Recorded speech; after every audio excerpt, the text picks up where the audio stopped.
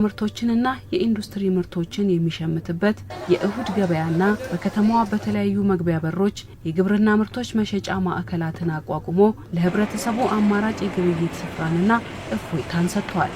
ዙቁን ወደዚህ ያለው ይሄ በ38 ብር 200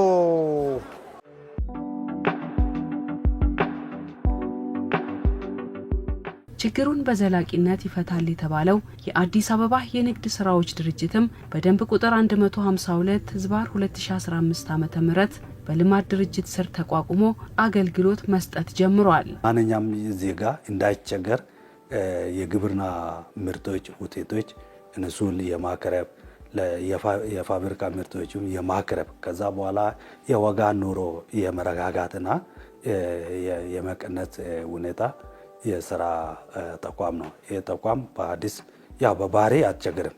በተለይ የንግድ ስራዎቹም መስመር የያዘው ስራዎቹን ስለሆነ ከዚህ በፊት መንግስት ሲደጎሙ የነበረው ለማህበረሰቡ የሚሰጥበት እንትን አለ። ሽያጮቹ ከነሱ ምርቶቹ ይቀበላሉ። ሲቀበሉ ለማህበረሰቡ ያዳርሳሉ። ስለዚህ በሁሉም ሸኖች ማህበረሰባችንን እነዚህ ምርቶች ኢዚሊ ለማግኘት የሚሰራ ስራዎች ናቸው።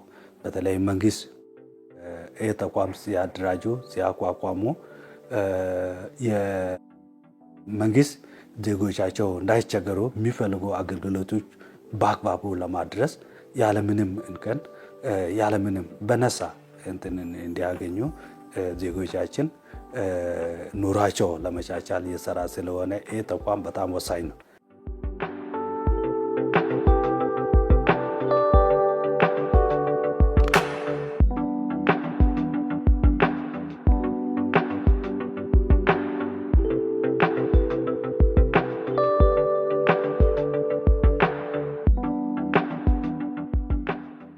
በዋናነት ተቋማችን የተቋቋመበት ዋና ዓላማ ይሄንን የከተማ አስተዳደር ከዚህ ቀደም ስራቸው የነበሩ ሰዎችን ለማጠናከርና የምርት አቅርቦቱን ስራ ለማሳደግ የዋጋ ንረትንም ለመቅረፍ የተቋቋመ ተቋም ነው። እንደ አጠቃላይ እስካሁን ባለው ሂደት ውስጥ አጠቃላይ በ6 ወር 7 ወር የሚጠጋ ጊዜ ውስጥ ከ1.8 ቢሊዮን ብር በላይ የሚጠጋ ምርት ለከተማው የማቅረብ ስራ ተሰርቷል።